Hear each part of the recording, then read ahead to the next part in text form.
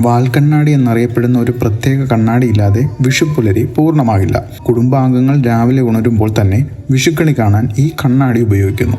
അതിരാവിലെ വിഷുക്കണി കാണുന്നത് കുടുംബത്തിന് ഒരു വർഷം മുഴുവൻ പണവും ഭാഗ്യവും കൊണ്ടുവരുമെന്നാണ് വിശ്വാസം. വിഷുദിനത്തിൽ ആളുകൾ ക്ഷേത്രങ്ങൾ സന്ദർശിക്കുകയും ചെയ്യുന്നുണ്ട്. ജീവിതത്തിൽ ഐശ്വര്യത്തിനും സന്തോഷത്തിനും വേണ്ടി ഭഗവാനോട് പ്രാർത്ഥിക്കുകയും ചെയ്യുന്നു. പരമ്പരാഗത സദ്യ കഴിക്കുന്നു. വിഷു ഒരു ഭക്ഷണോത്സവം കൂടിയാണ്. കാരണം പാരമ്പര്യത്തിൽ ഭക്ഷണ ചടങ്ങുകൾ ഉൾപ്പെടുന്നു. മാമ്പഴം, മത്തങ്ങ തുടങ്ങിയ പലതരം പഴങ്ങളും പച്ചക്കറികളും മറ്റ് സീസണൽ വിളകളും ഉപയോഗിച്ച് രുചികരവും വ്യത്യസ്തപരമായ വിഭവങ്ങൾ വിളമ്പുന്നു.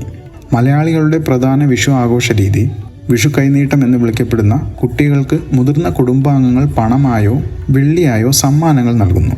ചെറുപ്പക്കാർക്ക് മുതിർന്നവർ അനുഗ്രഹം നൽകുകയും ചെയ്യുന്നു. കേരളീയരുടെ ഏറ്റവും പ്രധാനപ്പെട്ട ദിവസമാണ് വിഷു. പുതുവർഷം ആരംഭിക്കുമ്പോൾ പഴയ സ്വപ്നങ്ങളുടെയും ലക്ഷ്യങ്ങളുടെയും സ്ഥാനത്ത് പുതിയ സ്വപ്നങ്ങളും ലക്ഷ്യങ്ങളും വന്നു തുടങ്ങുന്നു.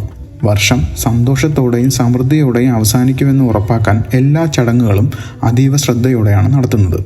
വിഷു കേരളീയരുടെ ഐക്യത്തിൻ്റെയും സാംസ്കാരിക ധാരയുടെയും പ്രതീകമാണ്. പുതുമയുടെയും പുനർജന്മത്തിൻ്റെയും ആഘോഷമായി ഇത് ആളുകളെ പ്രചോദിപ്പിക്കുന്നു. ഉത്സവകാലത്ത് സമ്പത്ത്, ആരോഗ്യം, സന്തോഷം എന്നിവ കൊണ്ടുവരാൻ അനുഗ്രഹം തേടി ഭഗവാൻ കൃഷ്ണനോട് നന്ദി പ്രകടിപ്പിക്കുന്നു. വസന്തത്തിൻ്റെ ചൂടുള്ള ദിനത്തിൽ പുതിയ വസ്ത്രങ്ങൾ വാങ്ങുന്ന ആചാരമെന്നും വിഷുക്കോടി അറിയപ്പെടുന്നു.